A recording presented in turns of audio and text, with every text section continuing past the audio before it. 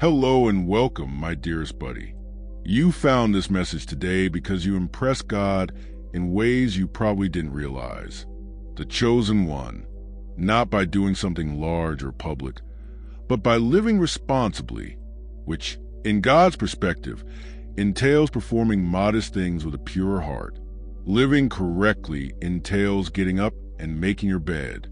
Even when your mind is heavy, it responds with kindness rather than sarcasm. It is checking on someone without expecting to be appreciated. It is whispering thank you under your breath before taking your first sip of water. That's the type of rhythm that heaven values, because as your life begins to flow from intention to instinct, God takes notice. You did not impress him with your results. You impressed him with your rhythm, the way you bear responsibility, the way you stop before reacting, and the way you let honesty triumph, even if it meant sacrificing comfort. Most people evaluate success by what others see, but God assesses it by how you act when no one is looking. And your recent moves have been tiny, thoughtful, and sacred. You've been living correctly without recognizing how unusual it is. You talk more slowly now, not because you're unsure, but because you are aware. You walk lightly, not with ease, but with serenity. Your house stays cleaner. Your words are gentler. Your thoughts are calmer. You are cultivating your own garden rather than waiting for someone else to water it. That is what pleased God, not your desire. Pay attention, not your plans, but your patience. When he looked at you, he saw someone who had finally realized that sanctity does not reside in temples or sermons. It's ingrained in behaviors. It is how you treat individuals who cannot help you. It's how you keep coming back, even when there's no applause. And in many cases, living well is not glamorous. It is choosing to do what is right above what is easy.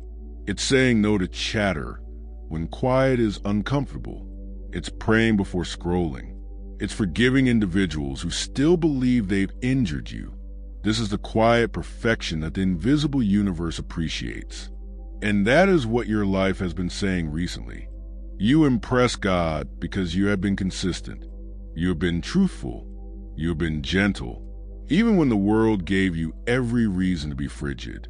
And while you may believe no one notices, heaven always does. Because holy eyes are not attracted to noise. They are drawn to constancy. When you kept your tongue in that conversation, when you assisted that person, even when you were exhausted, when you refused to match someone's bitterness, those moments were recorded.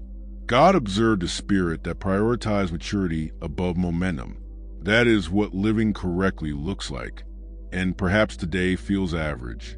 Breakfast, work, errands, and a calm evening. But it is in these commonplace times that heaven observes amazing discipline. That is what it means to impress God, to perform the ordinary things correctly. You are no longer attempting to win.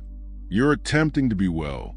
And that, my friend, is heavenly approbation in action. The way you speak appreciation before going to bed. The way you keep your thoughts positive even when your emotions aren't. These are the most important things. That's why you went through your morning routine of cleaning your teeth and prepared your coffee. Stepping outside for a breath of fresh air, you may have sensed a slight serenity that you couldn't describe because God isn't simply watching how high you climb. He notices how neatly you walk. And recently, your steps have matched his cadence. You please him because you've mastered the art of silent greatness, doing good without wanting to be seen as clean, without expecting recognition. That's what makes you unique. So if today feels easy, serene, and perhaps even unremarkable, take that as a sign. You need not need fireworks to demonstrate alignment.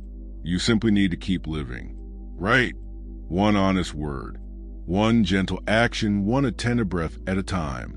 Please do not fall into the trap of thinking you must be impressive in the eyes of society to be precious in the eyes of God. There is a world of difference between them. Society is satisfied when you contribute to it. It praises compliance and labels it success. Because if you knew how unique and valuable you are, You wouldn't obey every demand. That's why you hear hustle more than presence. The world wants nice individuals, not those like you who discover deeper significance in things that are rarely spoken. You see, the world pushes individuals to seek for loud moments, advancement, acclaim, and the ideal post. However, God intervenes at the gaps. He seeks hearts that can maintain calm without seeking evidence. And it is you, when others hurry to fill the quiet, you've learned to listen inside it. When others ask for miracles, you've begun to live like one. Your discipline, tenderness, and reluctance to let bitterness prevail. They've all mastered a language that heaven understands fluently. That's why life feels quieter, not empty. Accurate, because when your inner world is in sync, the outer world begins to follow directions. You've arrived at a point where thankfulness comes before gain, where prayer is less about begging and more about agreeing, and where your joy is authentic without the need for witnesses. That is what heaven honors: maturity, knowing rather than noise. And while you may not see fireworks, you are surrounded by evidence, the tranquility that lingers in your chest for longer than it used to. Clarity replaces uncertainty more quickly every time. Certain things no longer disturb you. That isn't indifference. That is growth. Finally, it feels like home. Dear chosen one, this is typically how heavenly favor appears before it is named. Nothing grand, nothing loud, just calm. Order returns to every aspect of your existence. Because while others want recognition, you have learned reverence, which alters everything. It affects how you manage money, how you interact with waiters, and how you communicate with yourself. You walk differently today, not to impress, but because you have finally realized what is precious.